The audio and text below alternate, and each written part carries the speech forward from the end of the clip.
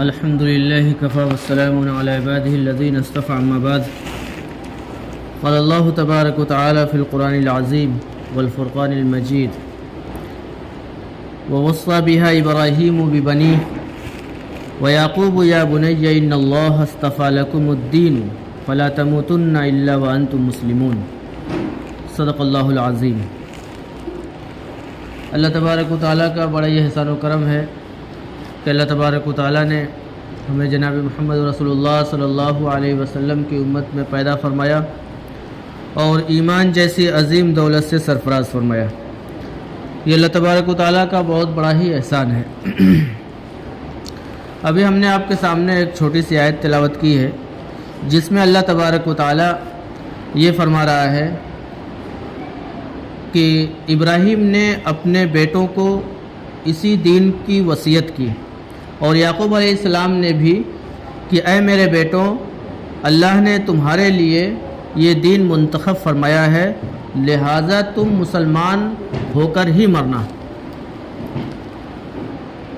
یہ اللہ تبارک و تعالیٰ نے ابراہیم علیہ السلام اور جتنے بھی نبی آئے تھے سب کو اللہ تبارک و تعالیٰ نے الگ الگ انداز میں حکم دیا کہ اپنے اولاد کو اللہ کے ایک ہونے کی دعوت دو اور اللہ کے ساتھ کسی کو شریک نہ کرو، اور تم مرنا اس حال میں کہ تم مسلمان ہو۔ تو ابراہیم علیہ السلام نے اپنے اولاد کی کیا تربیت کی، ان کے قربانی کا کیا مقصد ہے، اس پر ہم گفتگو کریں گے۔ اللہ تبارک و تعالیٰ نے اتنی عظیم قربانی جو رکھا ہے، یہ اللہ تبارک و تعالیٰ نے حضرت ابراہیم علیہ السلام اور اسماعیل علیہ السلام کی یاد میں رکھا ہے۔ پورا واقعہ ہم جانتے ہیں، واقعہ کی تفصیل میں ہم نہیں جائیں گے۔ جب ابراہیم علیہ السلام نے اپنے بیٹے سے بولا کہ میں نے یہ خواب دیکھا ہے اللہ کی طرف سے، تمہاری کیا رائے ہے، بیٹے نے بھی خوبصورت انداز میں یہ جواب دیا کہ ابا جان آپ وہ کام کر ڈالیے جو اللہ نے حکم دیا ہے، آپ مجھے صبر کرنے والوں میں پائیں گے۔ یہ بیٹا جواب دے رہا ہے، تو تربیت کیسی تھی باپ کی، ان کے ماں کی اور ان کے گھر والوں کی، اس پر ہم گفتگو کریں گے۔ نمبر 1، اولاد کے لیے نیک دعا کرنا۔ ابراہیم علیہ السلام نے ایسی عمر میں دعا کی اور ایسی عمر میں اللہ تبارک و تعالیٰ نے ان کو نیک اور صالح اولاد دیا، اور اللہ کے نبی حضرت ابراہیم علیہ السلام نے دنیاوی معاملے کے لیے اپنی اولاد کو طلب نہیں کیا تھا، وہ چاہتے تھے کہ اللہ تبارک و تعالیٰ کا جو دین ہے وہ آگے چلتا رہے۔ اسماعیل علیہ السلام نبی، حضرت ابراہیم علیہ السلام نبی، دونوں باپ بیٹے نبی، اور ان کا پچھلا خاندان جتنا دیکھیں گے یعقوب علیہ السلام ہے، سب نبیوں کا خاندان ہے۔ بہرحال آپ نے نیک اولاد کی دعا کی، اللہ نے وہ اولاد عطا کی، اور اسماعیل علیہ السلام کے خاندان سے ہی حضور صلی اللہ علیہ وسلم مبعوث ہوئے۔ اب پڑھتے جائیں گے تو وہ چیزیں معلوم ہوتی رہیں گی۔ حضرت ابراہیم علیہ السلام نے اللہ سے نیک اولاد کی دعا مانگی۔ کیا کہا؟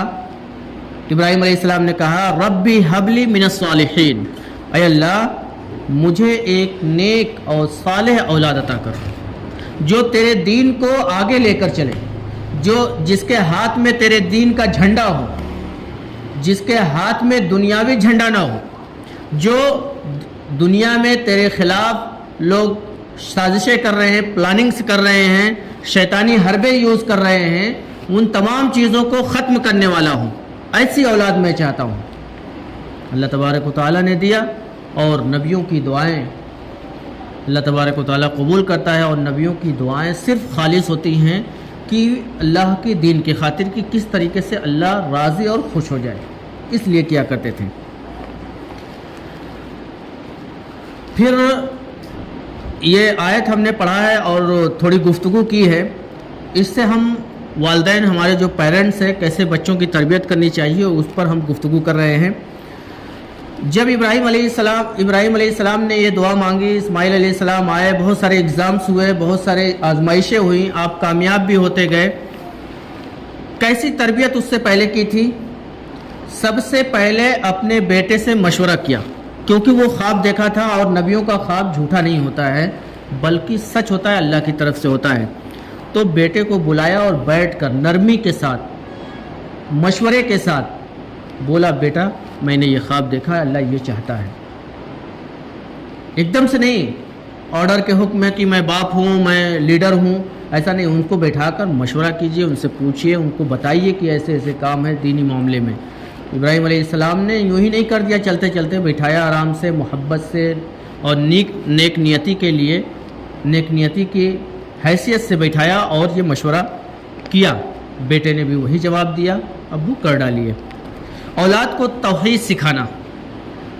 ابراہیم علیہ السلام خود ایسے گھر میں پیدا ہوئے تھے جہاں بت بنائے جاتے تھے، مٹی کے، پتھر کے، کاغذ کے اور طرح طرح کی چیزوں سے بنائے جاتے تھے، اور خود ان کے والد ان کے سامنے جھکتے تھے۔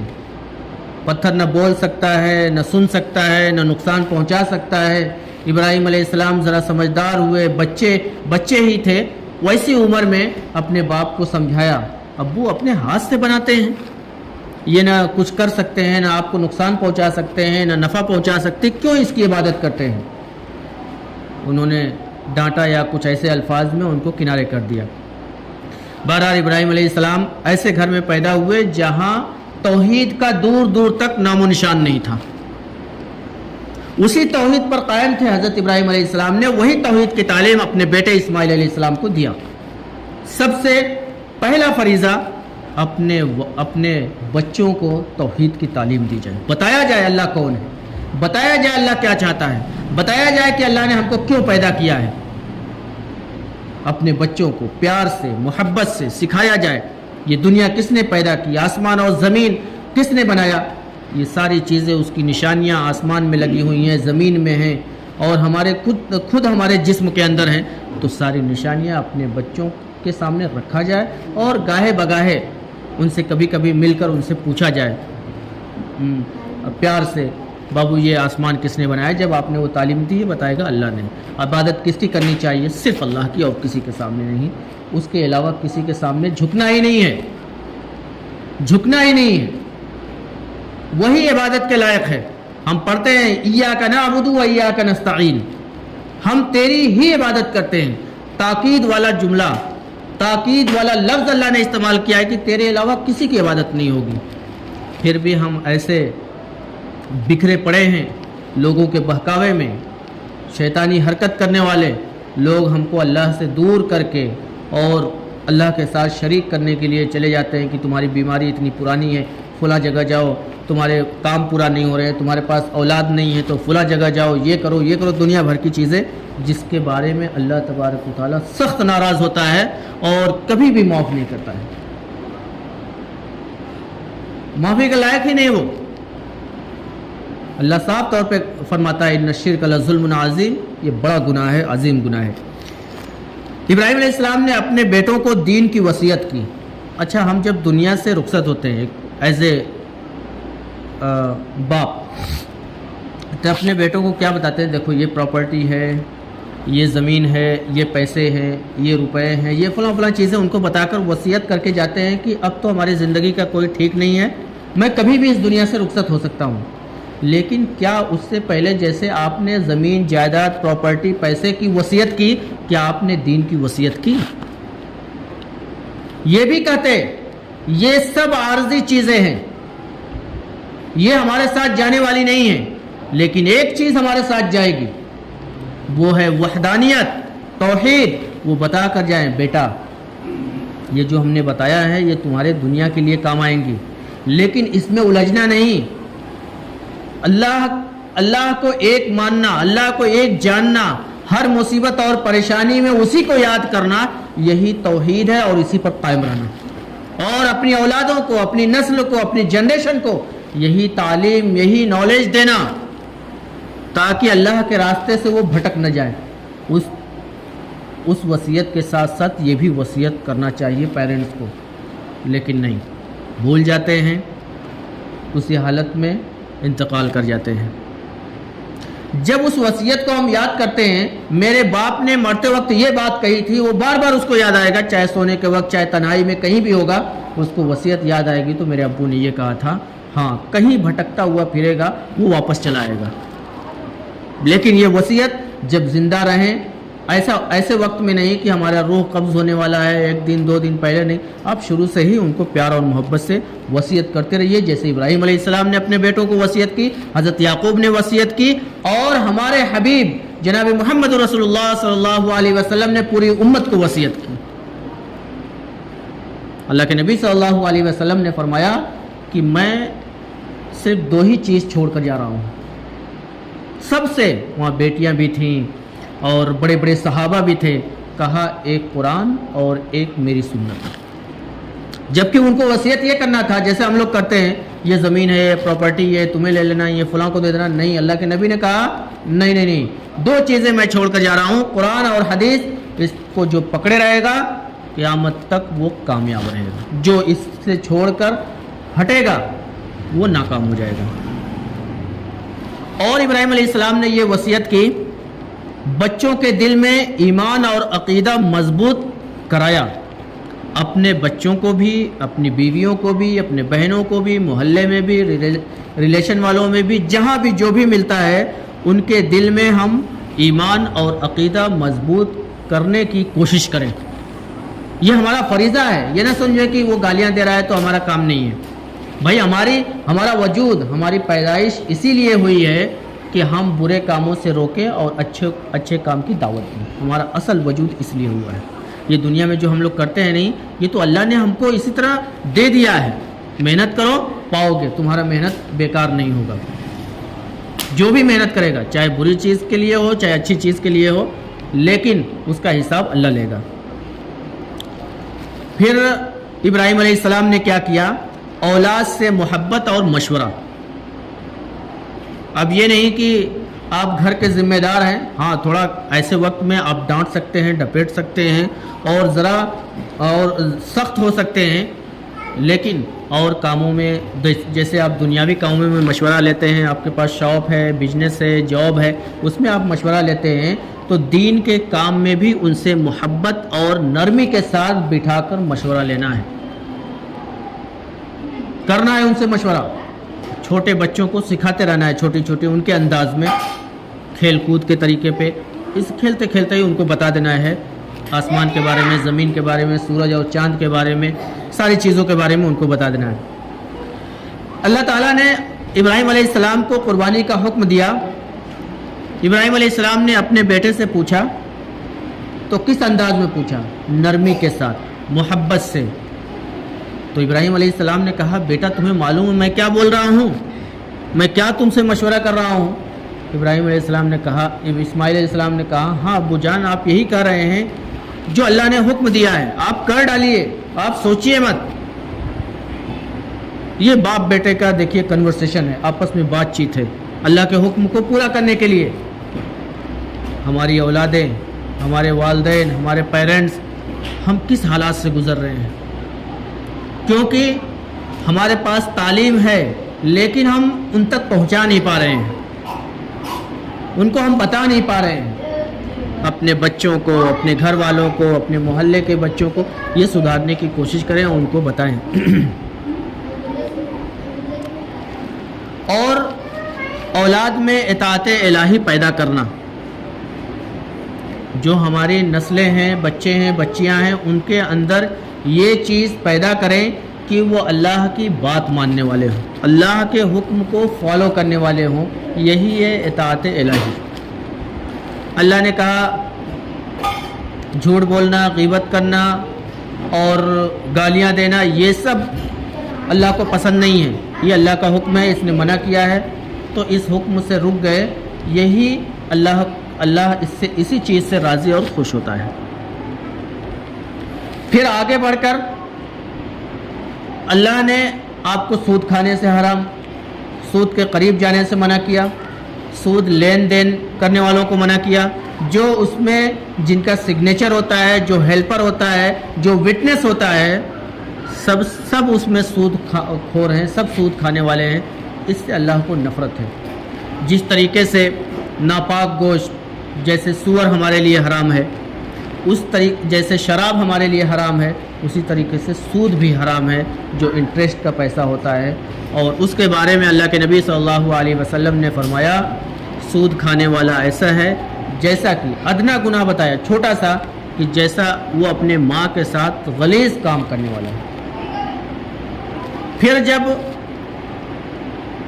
اللہ کے نبی صلی اللہ علیہ وسلم معراج پر گئے جنت اور جہنم کو دیکھنے کے لیے گئے تو دیکھا کہ ایک شخص کا پیٹ گدھے جیسا بڑا ہے اور اس میں سانپ بچھو سب چل رہے ہیں پھر رہے ہیں. تو آپ نے جبریل علیہ السلام سے پوچھا جبریل یہ کون ہے کس جرم کی سزا یہ کاٹ رہا ہے؟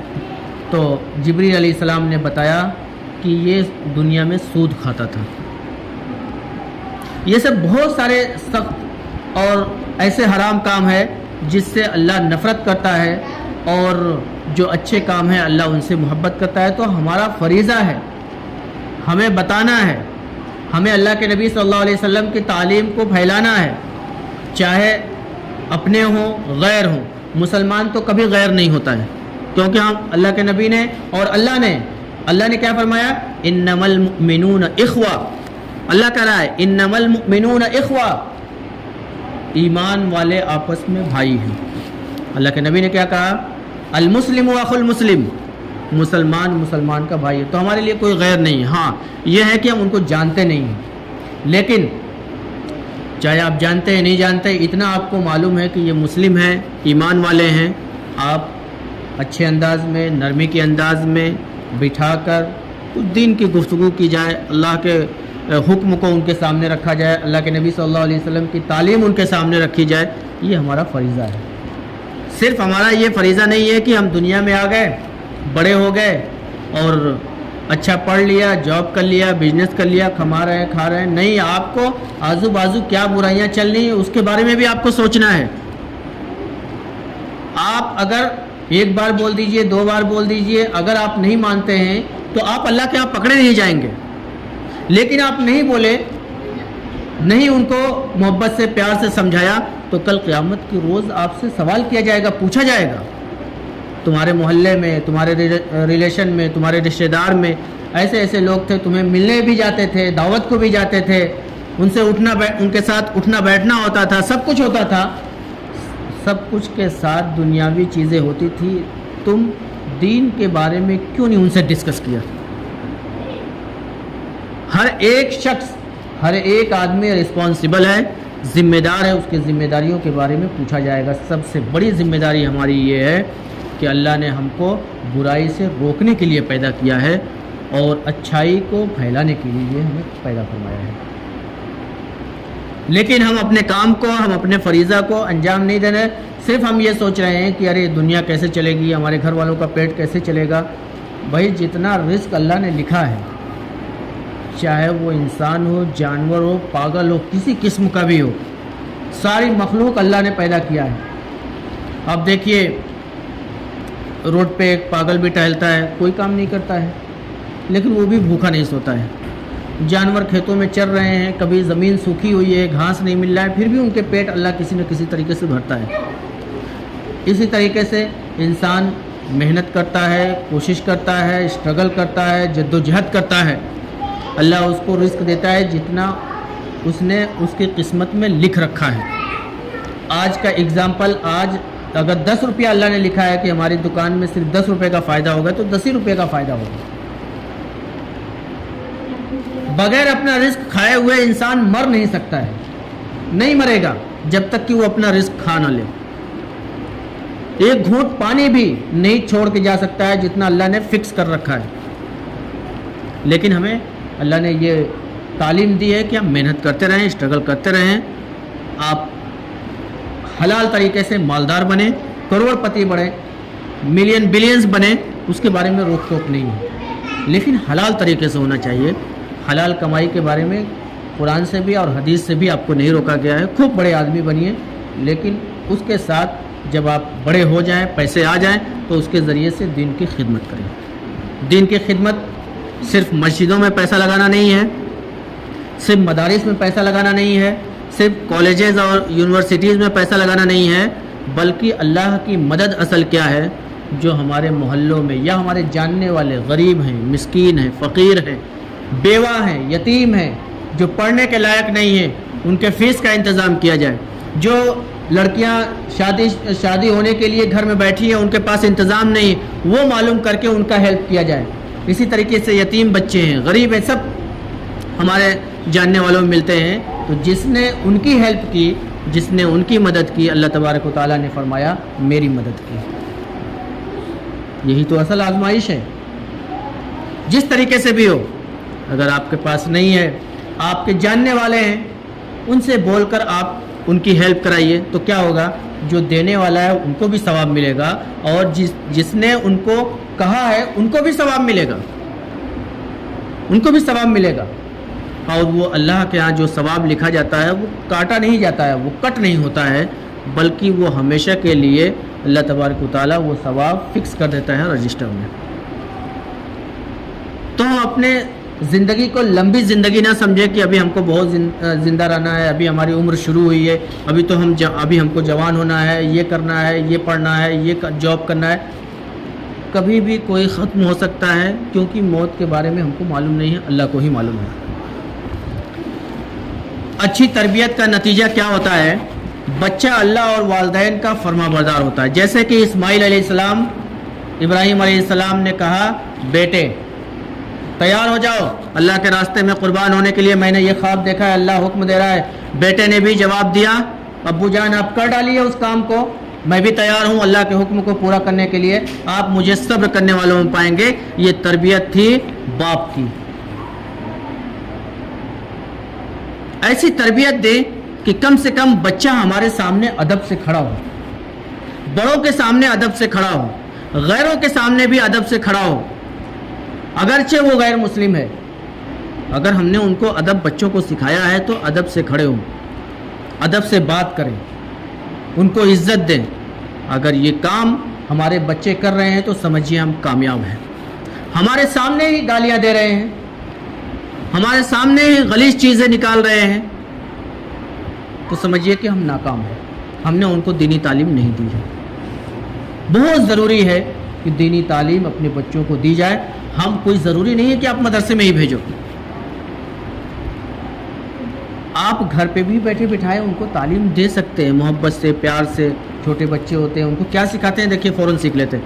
آپ ٹافی کے ذریعے کسی اور چیز جو ان کے کھانے کی آپ ان کو دے کر محبت سے، پیار سے، دیکھیے وہ کیوں نہیں سیکھتا ہے۔ 2-3 دن آپ کیجئے، سب سیکھیں گے، چاہے ٹوٹی پھوٹی زبان میں جیسے بھی بولتے ہو، سب کرنے کے لیے تیار ہو جائیں گے۔ اور بچوں کا دماغ بالکل خالی ہوتا ہے، آپ جانتے ہیں، جو بٹھائیں گے وہی بیٹھے گا، جو آپ ان کو دیں گے وہی ان کے دماغ میں بیٹھے گا۔ تو ہم کیوں نہ ان کے دماغ میں اچھی چیزیں بھر دیں، کیوں نہ ہم اللہ اور رسول کی باتیں ان کے دماغ میں بھر دیں، کیوں نہ ہم ان کے دماغ میں یہ بھریں کہ یہ آسمان کس نے بنایا ہے؟ اللہ نے بنایا ہے۔ فوراً بولے کہ اللہ نے بنایا ہے۔ ہم کو پیدا کس نے کیا؟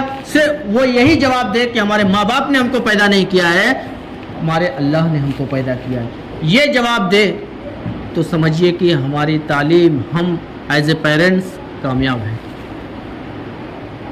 ان سب چیزوں کے بارے میں سوچنا ہے، کیونکہ ہمیں چلے جائیں گے، لیکن ہماری جو جنریشن ہے، نسل ہے، اگر وہ برائیوں میں انوالو ہو گئی، اس کا گناہ کس کو ملے گا؟ ہمیں ملے گا۔ آپ جانتے ہیں کہ ایک ہوتا ہے گناہ جاریہ اور ایک ہوتا ہے صدقہ جاریہ۔ صدقہ جاریہ کا مطلب آپ نے اپنے بچے کو اچھی تعلیم دے دی، پڑھا دی، وہ لوگوں کو اچھی تعلیم دے رہا ہے ہمارے مرنے کے بعد بھی، تو جب تک اس کی تعلیم پھیلتی رہے گی دنیا میں، جب تک اس کی جنریشن ایک دوسرے کو بتاتے رہیں گے، اس کا ثواب ہم کو آتا رہے گا۔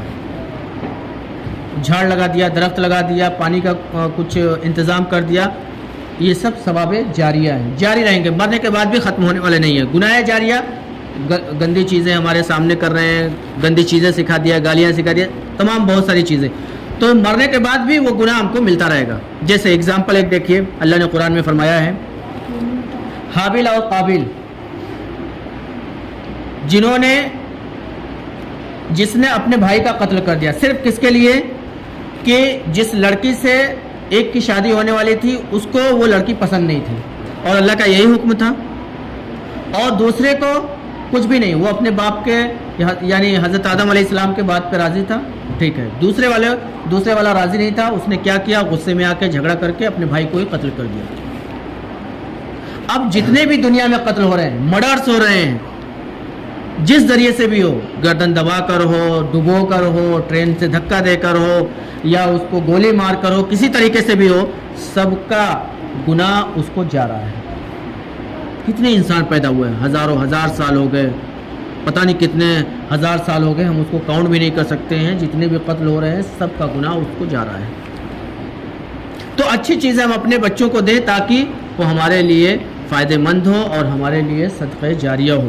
ایسا نہ ہو کہ ہمارے مرنے کے بعد گناہ جاری رہیں اور ہم قبر میں سوئے جس چیز کا انتظار کرتے ہیں کہ کوئی ہمارا گھر والا کچھ پڑھ کر ہمارے نام سے بخشتا ہے، کچھ قرآن کی آیتیں ہیں، کچھ صدقہ کرتا ہے، کچھ خیرات کرتا ہے، تو جس کے ذریعے سے ہمارے عذاب، ہمارے اوپر جو تکلیف ہوتی ہے وہ ہٹائے جاتے ہیں. والدین، پیرنٹس خود ایک آئیڈیل بنے، نمونہ بنے اپنے بچوں کے لیے.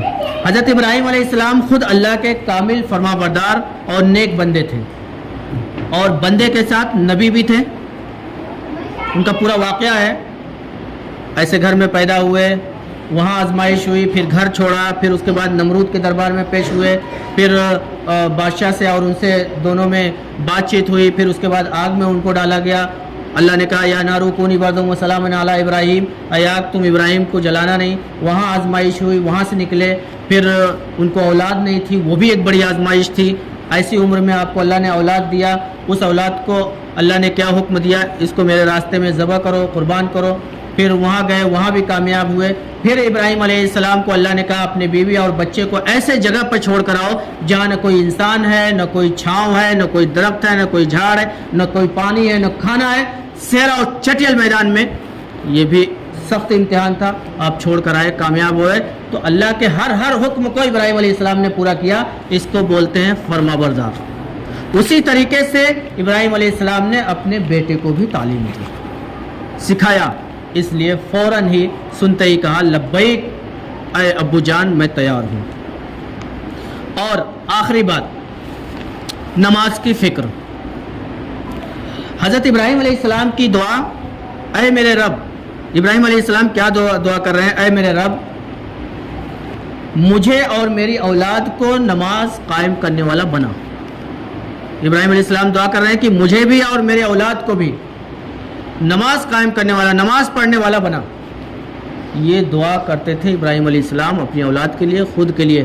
تو ہم اپنے اولاد کے لیے بھی، اپنے محلے کے جتنے بھی مسلمان ہیں سب کے لیے بھی دعائیں کر سکتے ہیں. اللہ کے نبی صلی اللہ علیہ وسلم نے فرمایا کلکم راعٍ وکلکم مسئول عن رعیتہ. دوست کا، باپ بیٹے کا، بیٹا باپ کا، ماں بیٹی کا، بیٹی ماں کا، محلہ کے لوگ ایک دوسرے کے، جن سے ملنا جلنا، بات چیت، ہر چیز ہوتا ہے، سب ایک دوسرے کے ذمہ دار ہیں. ہر ایک کی ذمہ داری کے بارے میں ان سے سوال کیا جائے گا، پوچھا جائے گا. جب نماز کا وقت ہوتا تھا، ہمارے گروپ ہوتے تھے، ہم لوگ بات چیت کرتے تھے، تو صرف ہم ہی کیوں آتے تھے نماز کے لیے؟ ہم گروپ کو کیوں نہیں بولتے تھے؟ ہم اپنے گروپ والوں کو کیوں نہیں لے کر آتے تھے؟ اپنے فرینڈس کو کیوں نہیں لے کر آتے تھے؟ چلو بھائی نماز ایک 10 منٹ کا ہے، ذرا اللہ کے سامنے بھی سر جھکا رہے ہیں، اللہ کو بھی خوش کر لیں، پھر آ کر باتیں کنٹینیو کریں گے. اس کے بارے میں سوال. اس طریقے سے ہزاروں مثالیں بہت ساری قرآن و حدیث کی روشنی میں. اللہ تبارک و تعالیٰ سے دعا ہے کہ اللہ تبارک و تعالیٰ ہمیں ابراہیم علیہ السلام اور اسماعیل علیہ السلام جیسی قربانی پیش کرنے کی توفیق عطا فرمائے، اور اللہ کے نبی صلی اللہ علیہ وسلم کی سنت کو زندہ کرنے کی توفیق عطا فرمائے. وآخر دعوانا الحمدللہ رب العالمین.